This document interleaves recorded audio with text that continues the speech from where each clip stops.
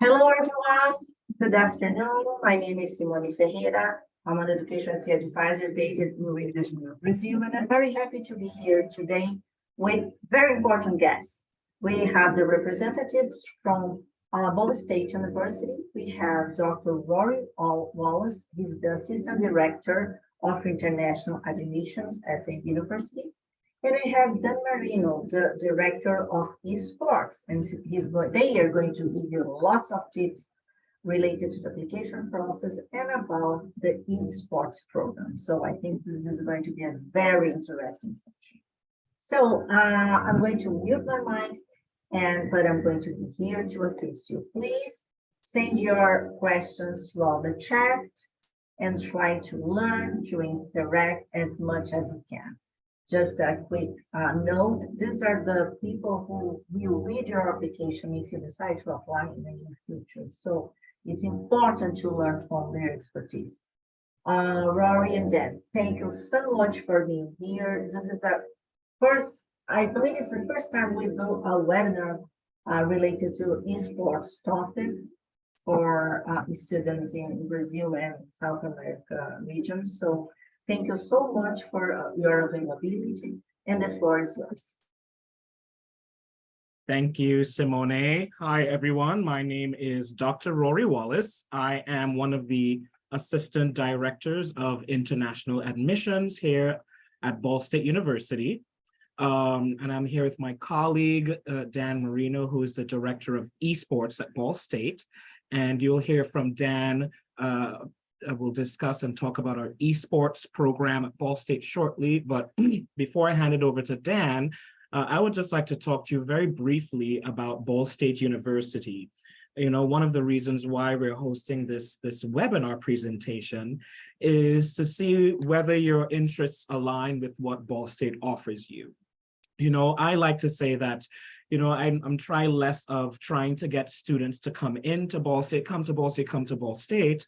Rather, I like to frame it as whether Ball State will be a good fit for you, would be a good fit for your goals, would be a good fit for your aspirations, to see if Ball State University would be a good fit for whatever it is that you're trying to do with your career in life, whether it may be, you know, if you're an outdoors person, if Ball State will be a good fit for you. If you're a person that loves snow, would the campus be a good place and environment for you? If a person who are looking for somewhere that easy to travel to different places in the United States geographically, if Ball State's a good program for you, as well as if Ball State offers the programs that you wish to pursue, the careers that you wish to take on and to achieve and to excel in your life, to see if Ball State is going to equip you with what you need to be successful in life. And that's why we want to present and have this conversation and this presentation for you to see if we do indeed align with your goals and see if we'll be a good fit for you for your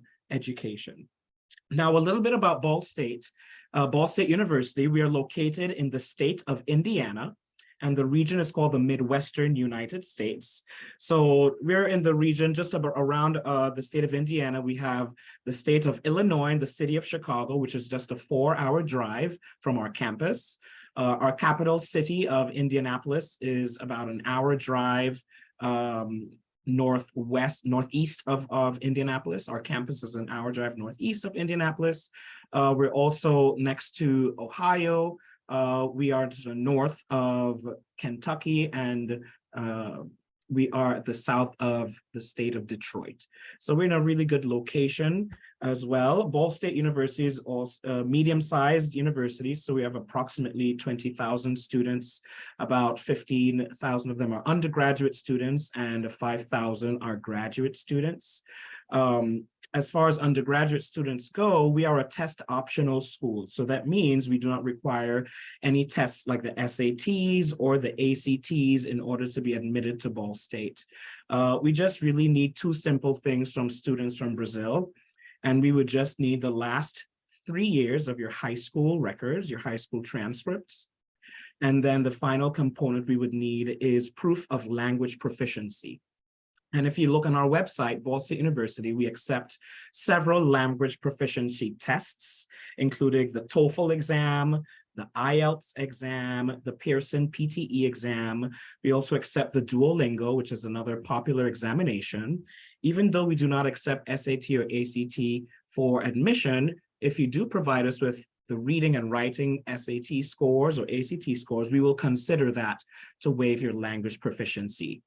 Okay, so very, very simple process for us to apply. You just need your high school transcripts the last 3 years, and then your proof of language proficiency. And of course, Ball State University, we are able to offer merit-based scholarships as well. For international students, there's no separate applications for these merit scholarships. It just requires your regular application and you'll be automatically considered for one of our scholarships. Our largest scholarship is $16,000 a year, and that's renewable each year up until you graduate.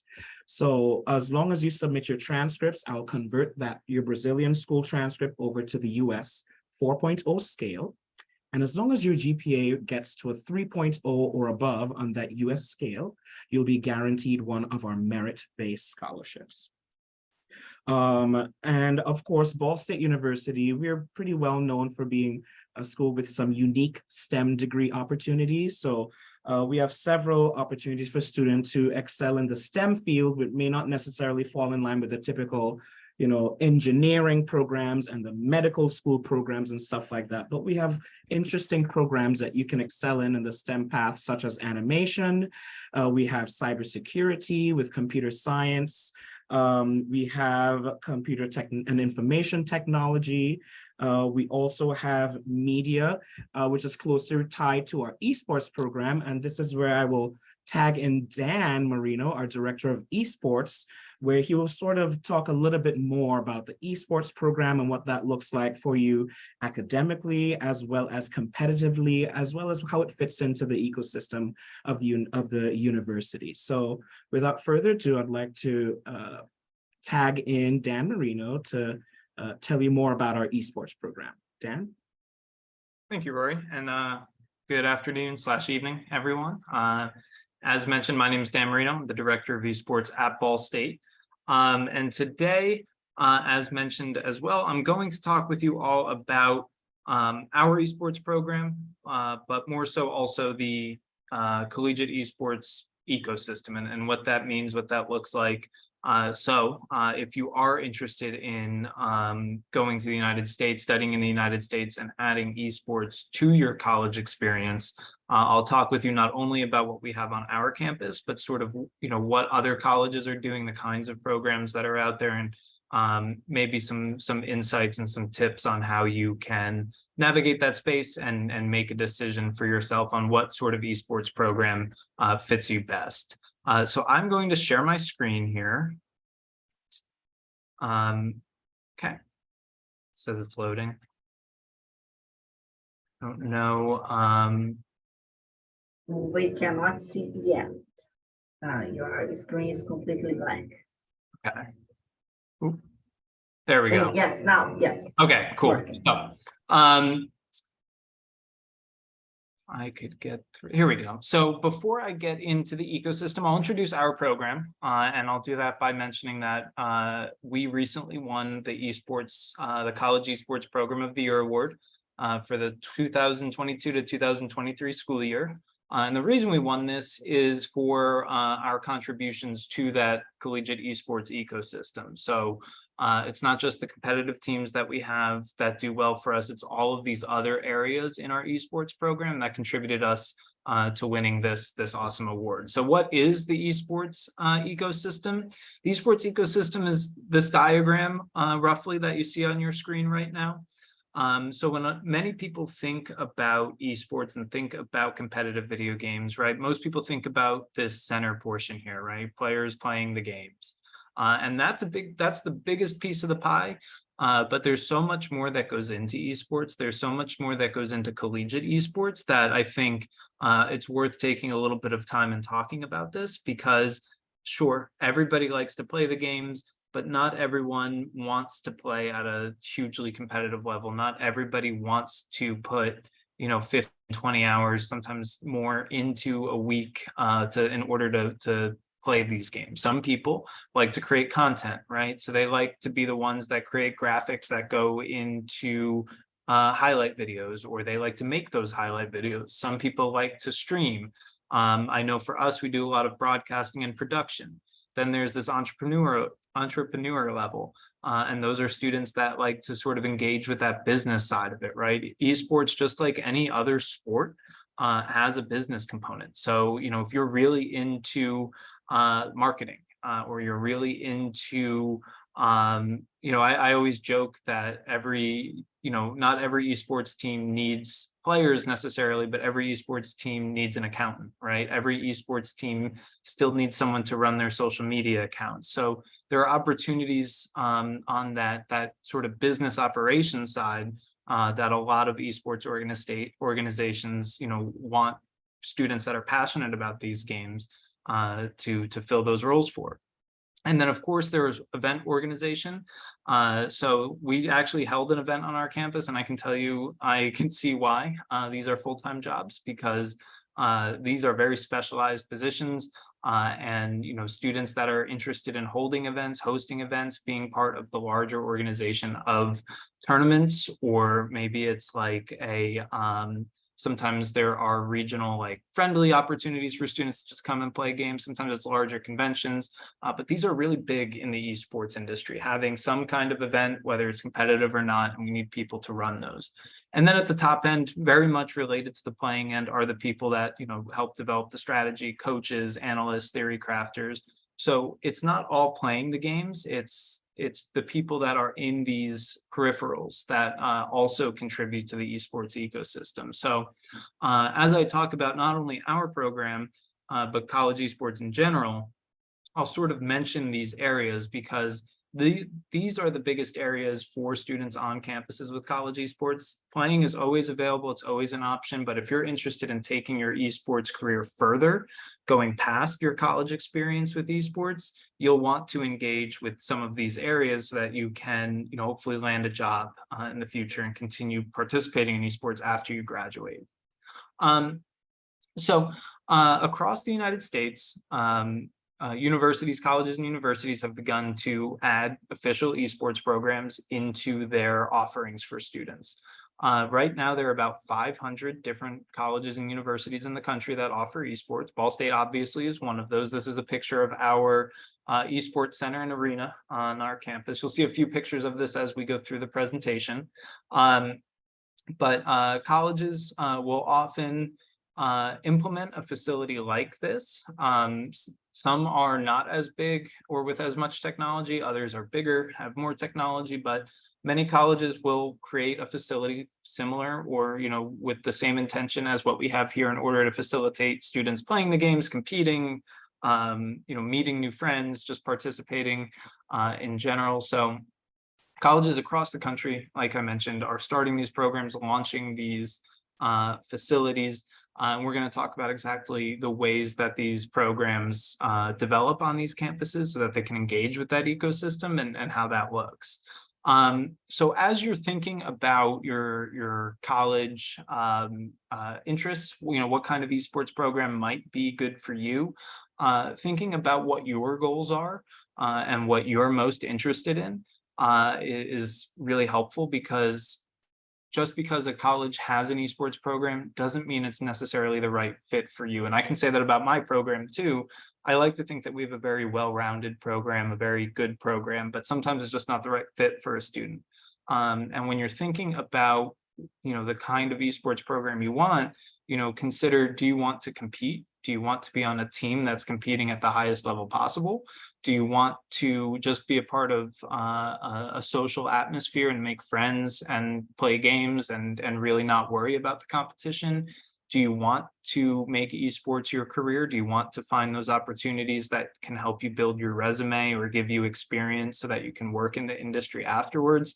These are all things that you should be thinking about as you're looking at esports programs, because there are a lot that try to do them all. We try to do them all, but some are really just focused on the competitive end. Some are really just focused on the social end. Some are just focused on helping students get experience and working on that resume building. And it's really important that you have an idea of what you might want as you are searching colleges, because just like you're trying to find the right college for you with the right major and the right geographic location in the United States, you might also want to consider finding the right esports program for you. At Ball State, and similar across the board, but just kind of give you an idea of what our program does, how we program, is that we offer varsity, club, and then production opportunities for students on our campus. So students looking to compete at the varsity level can have opportunities playing Overwatch 2, League of Legends, Rocket League, Valorant, and sim racing. We have a very healthy club with about 700 students involved. And this is really the social element. So for students in our club, we do have club teams. So maybe a student doesn't make a varsity team. Maybe they don't want to put in the hours it takes to be on a varsity team. They can still find competition through the club program. And then they also host social events. So I know that Rocket League recently had, just over this weekend, had an RLCS major in Boston. So maybe the club would put on a watch party for that, right? We did it for League of Legends Worlds. We do it for some VCT events. So the club creates social activities, watch parties, could be holiday parties. It could just be a random Wednesday where everybody logs on and plays Minecraft together. But these social events where you can make friends and just kind of have the opportunity to meet people, play games in a low pressure environment. And then lastly, our connection to resume building, experience building is through our production program. So Dr. Wallace mentioned, the media department, and that's where our connection begins, is through our production and broadcasting program. So students that are interested in, that creative element of esports, whether it's streaming, casting, graphics, highlight videos, all these different elements that allow you to be creative and express yourself and still be involved in esports, we do through our production program. So we have about 40 students that'll create content for us, manage our social media accounts. We broadcast 3 or 4 times a week. So we do live events and pre-recorded events. So these students sometimes will take a major that we have in our production program. That's an esports production major. Sometimes it's an extracurricular, meaning that they might be in a completely different major, but are doing it kind of as just a bonus, right? Just as an extra thing that they do on campus. So we allow any student with any experience level to get involved in our production and broadcast program. But it's a way that we connect back to our academics. And I'll talk a little bit more about this in a moment. But on our campus, this is the 3 areas that we try to engage the esports ecosystem from. So as much as I like to think we touch on as many areas as we can, I don't think we hit on all of them, and that's okay. There are other schools that fill that void and maybe don't hit on the same areas we do. So it's this is why it's so important to figure out what's important to you, so that you can pick the right program that fits your desires. A little more about the clubs. So esports clubs in general, I mentioned what ours do, but again, they're the social connection for students on campuses. So we have a rather big club with about 700 students. Not all 700 students do the same thing the same week at the same time. Some of those 700 students might just come to the first event and the last event. Other students might be at every single thing every single day. Typically, there's a lot more programming than there is time in the day for students to be able to attend everything. And there might be at other schools, other clubs might manifest in a different way where it's a smaller club and everybody goes to everything. It might be a little bit more, I would say our club is close-knit, but it's very big at the same time. So clubs serve a big social need on campus. It's a great way for students to connect with each other and like I said, sharing a hobby. On the academic end, this is where a lot of schools will try to connect what you're doing in the classroom with what you're doing in esports. So again, for us on our campus, we do that through broadcasting and production. We offer a major in production for students that are interested in esports broadcasting. And one of the ways that we work them into what we do is that they're the bulk of our production crew. So I mentioned that we go live 3 to 4 times a week. the students in that major are the ones that are in the picture here. This is our broadcast studio for our esports program. They're the ones that are on the TriCaster doing the live switching. They're the ones observing in game. They're the ones doing the casting on the desk. So as part of their major, we call it an immersive learning opportunity, so that students get to go to class, they learn about different production techniques and concepts, and then in the evening, they'll come into the esports center and help us put on a production.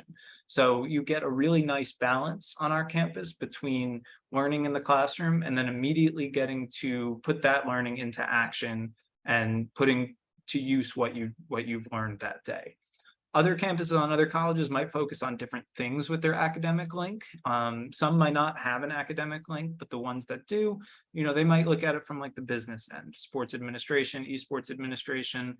Others might do it from a PR perspective, or some I think are starting to get into the nutrition and the health sciences. So there are a lot of connections that programs can make back to their esports program to connect that to an academic program. Just so happens on our campus, we do it through the creative lens. Ball State is a very highly regarded broadcast and production school in the United States. So we have a number of programs that rank very highly nationally when it comes to broadcasting and production. So it was very natural when we developed our esports program to include esports production. So this is another way we get students involved. Again, you don't have to be in the major in order to get involved with the broadcasting and production. However, if you do take the major, you will be involved, you will be in this room, you will be among other students also trying to make broadcasting and production a career. Now, I saved this one for last, the competitive teams, because this is the one most students find themselves interested in. The ones most students really want to get involved with is that competitive element. So the opportunities for students to compete, this is where, really knowing what you want out of your school and what you want out of your esports program is important. It's important at every step, but especially if you're trying to compete at the highest level, understanding what the esports program you're looking for and what esports programs are available to you. This is where it becomes, I keep saying very important, but it is very important to understand, because each school does their competitive teams a little bit differently. Each school has different goals and runs their teams with a different thought, a different idea, different philosophy. At Ball State, like I mentioned, we compete in 5 different games: Overwatch, League of Legends, Rocket League, Valorant, and Sim Racing. These are some of the rankings for how we finished last year. We have very strong teams in all of the games.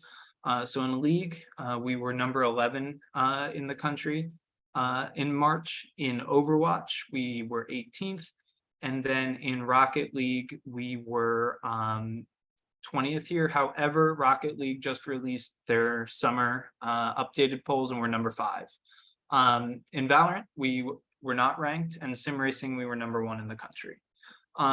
So for us, competition and competing at the highest level is a big piece of our college experience. It's a big piece of our varsity experience. And because of that, we have very, competitive tryouts because our teams are so strong. So it is a bit challenging for a player to get on our rosters because of how strong the teams are. So that might mean for a student that might not be at that skill level that really wants to compete on a varsity team, Ball State has those club team options, we have academy team options, but it is tougher to get on our varsity team. It's important to understand the levels of competition and how you can get involved. Some schools like ours also do development. So maybe you still want to learn about the game and you want to be among students that are very good at the game and very coaches that are very good at the game. Ball State offers a number of ways for students to develop their skills and then work up to a varsity level. So we don't just leave students out on their own in order to get better at the games. We help them. Typically with varsity programs, you'll be expected to do about 15 hours a week, give or take, in terms of participating on the team. So for us, that usually means about 2.5 to 3 hours a day, 5 days a week. Other schools might do more days, more hours, less days, fewer hours. It's really up to each school. But we do 5 days on, 2 days off. So you have 5 days where you're with the team and you're doing scrimmages, we're doing VOD reviews, we're meeting with performance coaches. We partnered with our sports psychology department and they work with all the teams on the mental game. We have a coach for each game that all the teams meet with. So there's a lot that we do for our students to ultimately compete at this high level, but it's a commitment. So it's not for students that, you know, don't want to put in the hours, or maybe they can't because their schedule is really overbooked.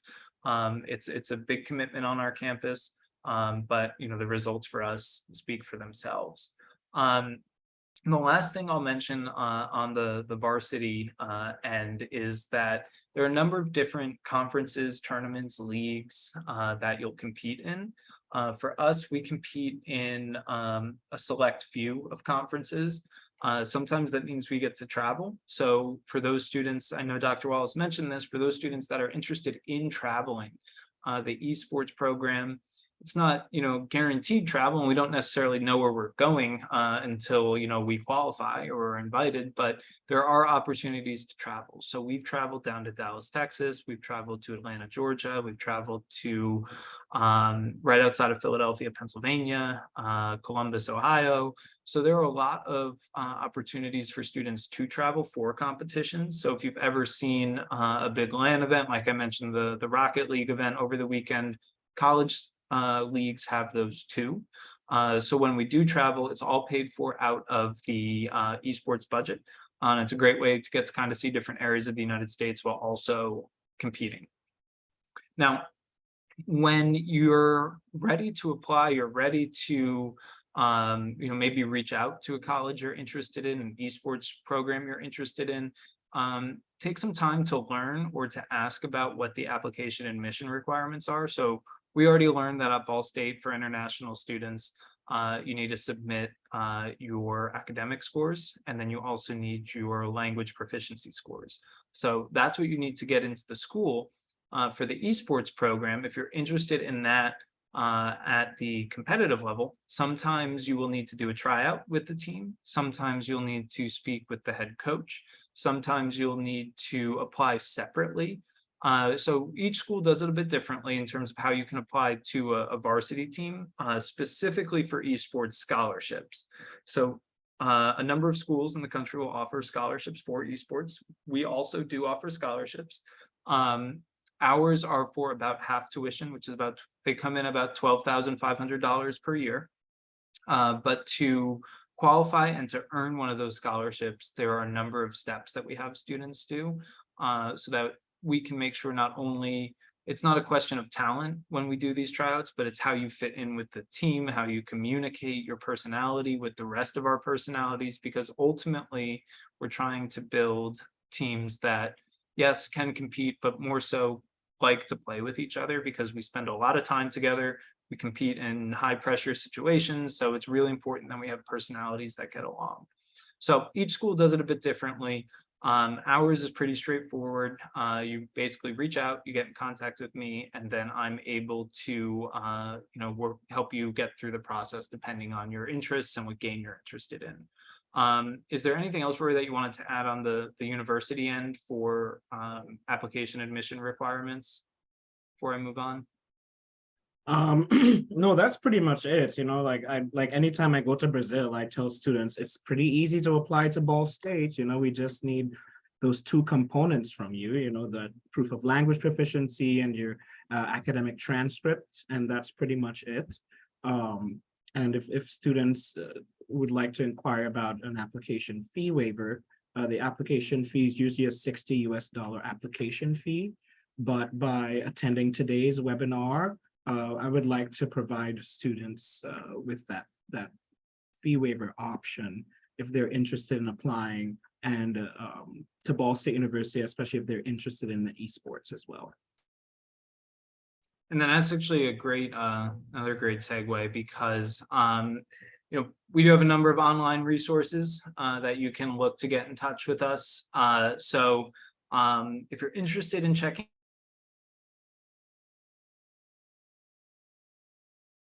out anything that Ball State Esports, all of our broadcasts from last year stay. We're not affiliate, so they all disappear after a couple months, but We've got our Twitch page there, our Twitter page, if you're interested in kind of seeing, what kind of clips and our kind of presence online. If you're interested in contacting me about the program, that's my Discord tag there. If you're on Discord, I'll also put my email in the chat. If anybody would rather send me an email with any questions you might have about the program.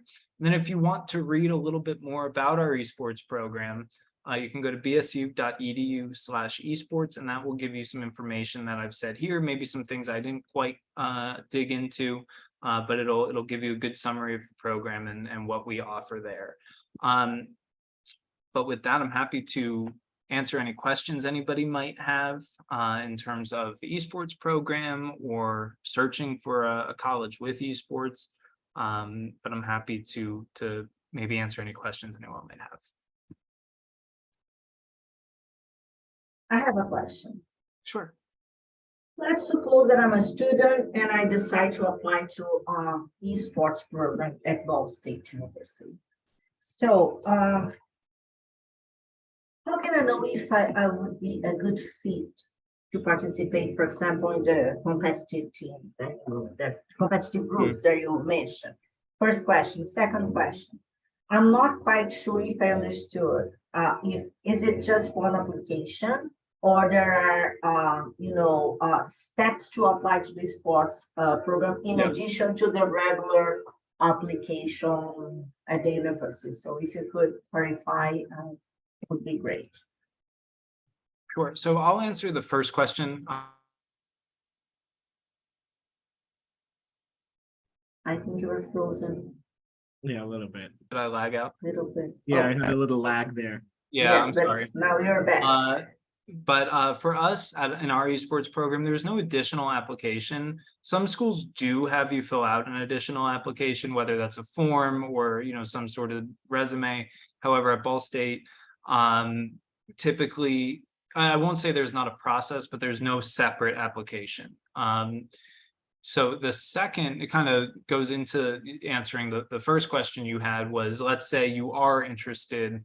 The process would work like this. So you would reach out to me, whether, like I said, on Discord or an email, and you'd say, I'm interested in playing. I know Valorant is a big game in Brazil. That's a really popular game. So I'm interested in playing Valorant for Ball State Esports.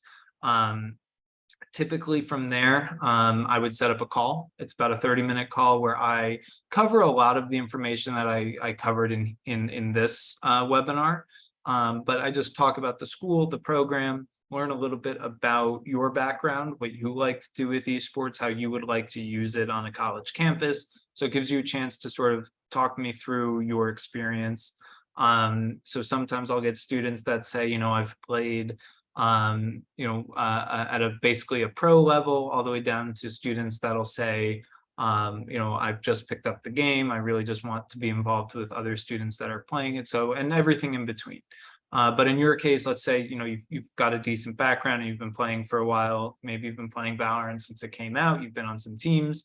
From there, depending on what your experience has been and what your rankings are, you might qualify for the scholarship. So for us, our scholarship threshold begins at the 1% mark for games. So if you are the top 1% of the game that you play, so in Valorant right now we're saying at about Immortal 2, Immortal 3, for students that are at that level, they qualify for the scholarship. And then what we do from there is, after that call, we set up 3 dates where they come and they play with our team. It's remote, so they don't have to be on campus, or we set up a time. And so for Valorant, it's 5 players. So we'd have 4 other Ball State players. You would play up to 8 hours with them, not all at once, over the course of a few days. And then from there, we're able to assess, how you work with the team, how you communicate, if play styles match up, if personalities match up. It's never really so much of a question of skill, because we're intentionally picking students that have the same, or are at the same skill level as our current team, so that it's not a test. We're not trying to overwhelm a student with things that are too challenging, or put a student in a position where it's too easy. We're trying to play at the level that we do play at so that we can see how this student, does from that I guess the culture level. And then let's say in your case, you do very well, you fit in with the team, it goes well from there. We would make a scholarship offer. And then with that scholarship, you are, if you accepted it, you would be guaranteed the financial aid for all 4 years. So you never have to retry out, you never have to, think that you're not going to have your scholarship renewed for any reason. However, But I need to keep playing, right? I need to play for the 4 years. Exactly. Mhm. So in order to keep the scholarship, I think we have a very fair course. policy, because we only really look for 3 things. One, you have to keep up your commitment with the team. You can't, tell me you overslept for practice 3 nights in a row. You can't miss games and not tell us where you are. So you have to be involved. You have to be present. You have to stay in good academic standing. So we can't have students that are skipping classes or failing tests. Oftentimes people think about video games as a waste of time and an indicator of poor academic performance. So we try to make sure that our students are staying up to par in the classroom. We're actually starting it this year. We're doing mandatory study halls for all freshman students and transfer students to Ball State. So we have any new student on our campus has to do a semester of study halls with us or tutoring with us before or for that first semester, so that we know that they have the academic skills to maintain a good GPA. And then the third thing I think is the easiest one. You just have to not get in trouble for conduct. So that means you can't be causing fights in the team. You can't be getting in trouble with the police. You can't have any sort of conduct issue that would make you a poor representative of the team in the university. So as long as a student does those 3 things, the scholarship renews each year. So I see another question about being a shoutcaster and for league ops. So there are a number of different and I'm going to tag Rory in for part of this, because I'm not quite sure, but at least on the esports end, the opportunities for shoutcasting in our program is through our broadcast and production piece of the esports program. Depending on if you're in the major or doing it as an extracurricular, you'd either get academic credit or, like I said, it would be just part of a club experience for you. But either way, we allow students with, it sounds like you've got great experience. So whether you have the experience you do or you're new, we allow students to shoutcast on our broadcast. When it comes to league operations, this depends. I'm going to break this into 2 pieces, because anything that we do on our campus that would be considered league ops is through our club program, or sometimes, like I said, we held a high school tournament.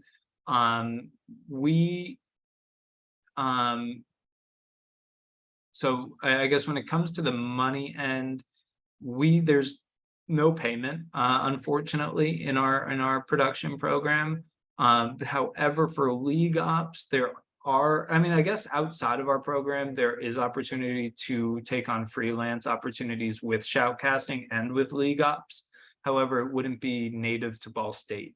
So Ball State can do a great job of setting up, a foundation level to make those connections so that you can take on those freelance opportunities. However, I'm not sure how student visas work with the opportunity to work in a freelance capacity. So Rory, I'm not sure if you know if a student would be able to earn an income that way.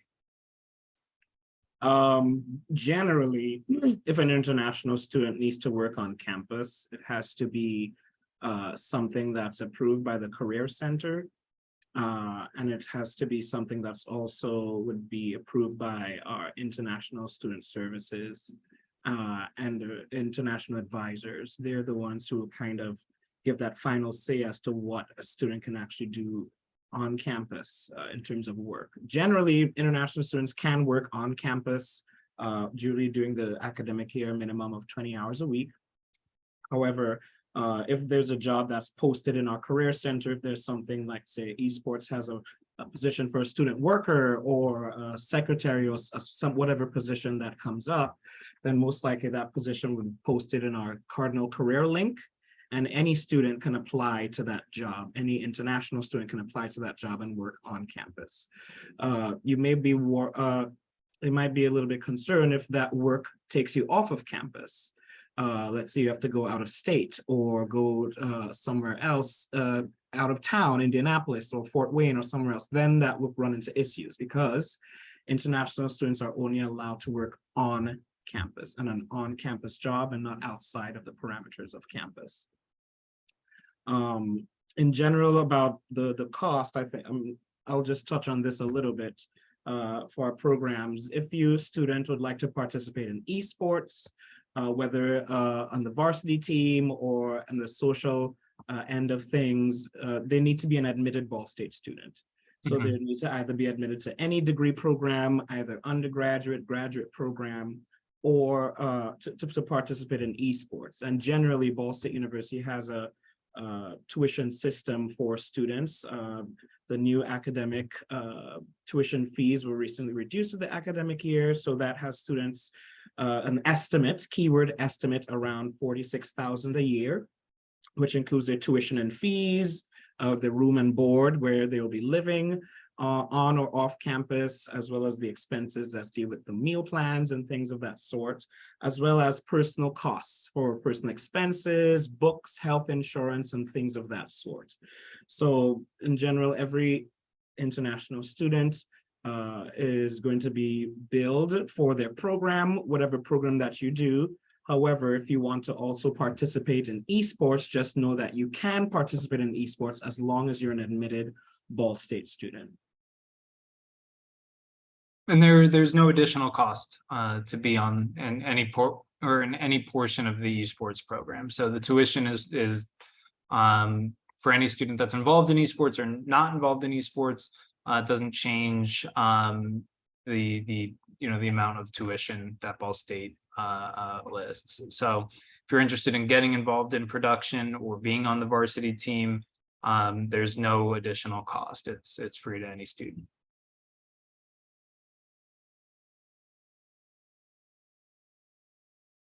Thanks, very well explained. Wow. I hope our students apply. I would love to have students apply to the program. Yeah, Now, do you have more questions? Sorry. Go ahead. I was going to say, if anybody's interested or has, I guess I'm happy to answer more questions here, but my email is in the chat. So if you are interested in applying or getting involved in the program, feel free to reach out and I'll work with you on what we can do. Thanks, Dan. If you need help with your application, please take a look at the EducationUSA Center here nearest to you, and we can help you throughout the application process. Okay, and also remember to follow us on social media. We have lots of upcoming events, and I know it's vacation for some of the students, but we keep providing information about the application at the US universities, and so we have webinars, we have in-person events, and you have the EducationUSA South American Fair coming. The first city will be Rio de Janeiro on August 27. We open the registration soon, and we will promote this event as much as we can. So remember, you can be the next student accepted to a US university. You can be the next student accepted to Ball State University at the esports program. Who knows, right? So Dr. Rory and Dan, thank you so much. It was a very, very, very good session. We will, the session is recorded. We will download it at our YouTube channel in Brazil, EducationUSA Brasil YouTube channel. Thank you so much. Thank you all for coming and have a good week.